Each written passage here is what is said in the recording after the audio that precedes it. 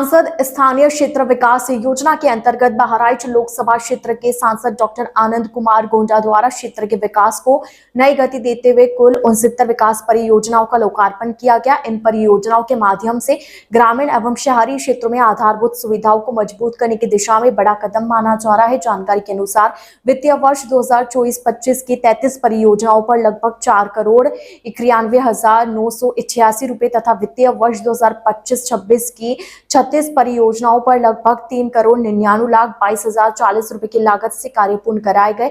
इन सभी परियोजनाओं को जनता को समर्पित कर दिया गया है। इन परियोजनाओं में मुख्य रूप से इंटरलॉकिंग सड़कें, सीसी रोड, सोलिंग पुल, पुलिया निर्माण, नाली निर्माण तथा ग्रामीण और शहरी कनेक्टिविटी को बेहतर बनाने वाले कार्य शामिल हैं। बताया गया है कि इन विकास कार्यों को कार्यदायी संस्था उत्तर प्रदेश लघु उद्योग निगम लिमिटेड निर्माण खंड 4 बहराइच द्वारा पूर्ण कराया गया है। लोकार्पण कार्यक्रम के दौरान भाजपा जिला अध्यक्ष ब्रजेश पांडे, जिला महामंत्री रणविजय सिंह, मुख्य विकास अधिकारी सुनील कुमार धनवंता, सहायक अभियंता इंजीनियर चंद्रप्रकाश त्रिवेदी, अवर अभियंता उबेद उल्ला समेत कई प्रशासनिक अधिकारी, जनप्रतिनिधि एवं गणमान्य नागरिक उपस्थित रहे।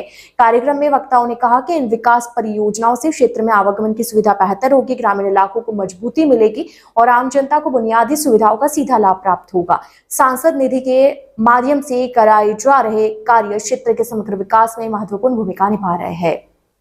ITN नेशनल की इस न्यूज में फिलहाल के लिए इतना ही। अन्य खबरों के लिए इसी तरह बने रहिए ITN नेशनल के साथ ही इस खबर पर आपकी क्या है राय कमेंट करके जरूर बताएं और चैनल को सब्सक्राइब जरूर करें।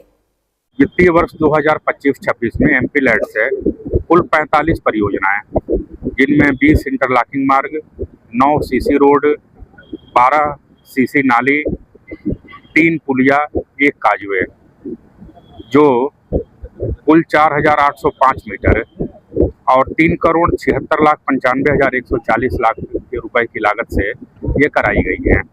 इसी तरह से 2024-25 में कुल 41 परियोजनाएं MP-LED से कराई गई, जिनमें 21 इंटरलॉकिंग मार्ग, 8 CC रोड, 2 ईंट खड़ंजे, 9 CC नाली, 1 RCC नाला का निर्माण कराया गया, जो कुल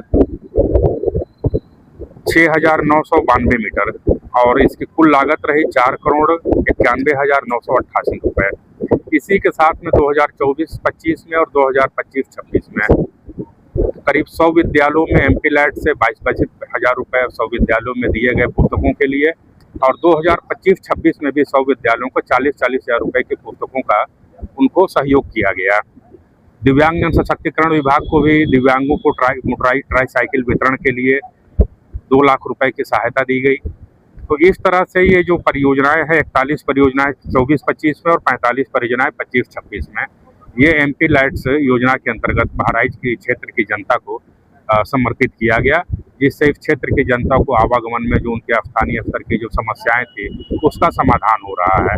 आगे भी जो आने वाले समय हैं, आप सभी लोगों के सुझाव से, हमारे कार्यकर्ताओं के सुझाव से जो क्षेत्र की जनता की आवश्यकता है उसके अनुरूप MP-LED से कार्य कराने का प्रयास किया जाता रहेगा। सांसद जी, बहराइच की आज लोकार्पण हुआ है, तमाम ऐसी विकास योजनाएं अपनी करके आए हैं, लेकिन बहराइच की अगर बात की जाए तो बहराइच इसमें हॉटस्पॉट बना हुआ एक्सीडेंट की देखा जाए तो सड़क दुर्घटनाओं को देखते हैं और कई ऐसी रोड है, शहरी हो चाहे ग्रामीण क्षेत्र की हो, वहाँ पर अभी रोड्स बनने की आवश्यकता है, जो कई दिन से बातें हो रही हैं। जनमानस भी पत्र लिखा है लेकिन अभी तक हो नहीं पाया। पहला, दूसरा कि बाढ़ भी हमारे जनपद में बाढ़ बहुत आती है और नदी की डिसल्टिंग होने की आवश्यकता नजर आती है, जैसे कई बार पहले बदलाव हुआ है, बात भी हुई। इसको लेकर क्या योजना आप आगे सूचित करेंगे? देखिए, अगर सड़क दुर्घटनाओं की बात करें तो इसके लिए सबसे आवश्यक है लोगों को जागरूक करना, और जिसके लिए लगातार यातायात पुलिस के द्वारा जागरूकता अभियान चलाए जाते रहे हैं। लेकिन अब भी मुझे दुख है कि लोग इन जागरूकता अभियानों से, बहुत से लोग जागरूक नहीं हो पाते हैं। सड़क पर चाहे हेलमेट लगा के चलना हो या यातायात नियमों का पालन करना हो, लोग इसको पूरी तरीके से नहीं कर पा रहे हैं। इसके लिए आवश्यकता है कि जगह जगह पर इस तरीके की आयोजन और अधिक संख्या में किए जाएं। और जैसा आपने कहा, स्पीड ब्रेकर बनाने की बात, तो अभी कल ही माननीय मुख्यमंत्री योगी आदित्यनाथ जी ने एक बैठक किया था पूरे प्रदेश के अधिकारियों के साथ में रोड सेफ्टी को लेकर के। उन्होंने स्पष्ट रूप से निर्देश दिया है कि जहां पर भी एक्सीडेंट प्रॉन्स हैं वहां पर स्पीड ब्रेकर्स का निर्माण किया जाए और स्पीड ब्रेकर इस तरीके से न हो कि वो किसी को क्षति पहुंचाने के लिए हो, बल्कि गति को नियंत्रित करने के लिए हो।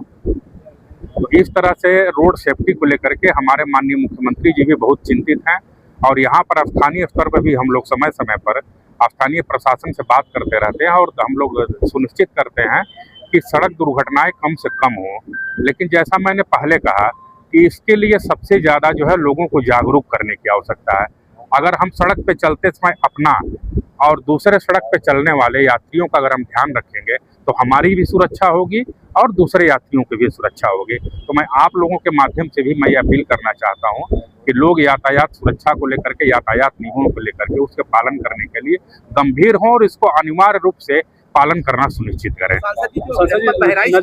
जो बाढ़ की जो आपने बात की है, इसके लिए अभी पिछले वर्ष महासी क्षेत्र में डीसिल्टिंग का कार्य कराया गया था और इस बार गिरिजापुरी बैराज के पास में, जहाँ पर जो चहलवा, बड़खड़िया, जंगल गुलरिया ये सारे क्षेत्र हैं, वहाँ पर जो प्रतिवर्ष बाढ़ आ जाती थी क्योंकि बैराज के सामने एक बहुत बड़ा जो है बालू का जो है जमा हो गया था। तो इस बार जो है परियोजना में लेकर के उसको डिसिल्टिंग का कार्य कराया जा रहा है कि जिससे कि उन गाँवों का ही और इसके साथ में जब वहाँ से वो नदी आगे इधर मिहीपुरवा के जालिम नगर की तरफ जब आती है तो उधर के गांवों का भी इससे बचाव हो सकेगा। और इसी के साथ में बाढ़ सुरक्षात्मक कार्य भी प्रति वर्ष उत्तर प्रदेश सरकार के द्वारा कराया जाता है। सांसद जी, जनपद बहराइच के अंदर जो मुख्य मार्ग है अपना घाघरा पुल, इसकी मरम्मत का कार्य आपके प्रयासों से पूर्ण होने जा रहा है। जनपद बहराइच में एक नए पुल निर्माण की आवश्यकता है जो कि देवी पाटन मंडल के